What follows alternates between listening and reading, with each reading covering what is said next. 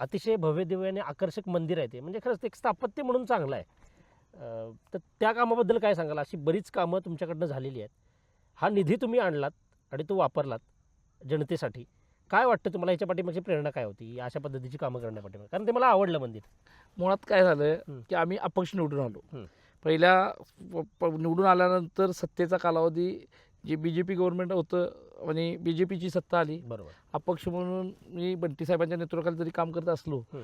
तरी त्यावेळच्या राजकीय परिस्थितीनुसार काँग्रेसची सत्ता काय होत नसल्यामुळं बरोबर. मला सत्तेबरोबर जावं लागलं. बरोबर.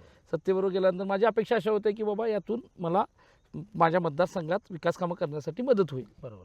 पण तो अनुभव फार चुकीचा आला.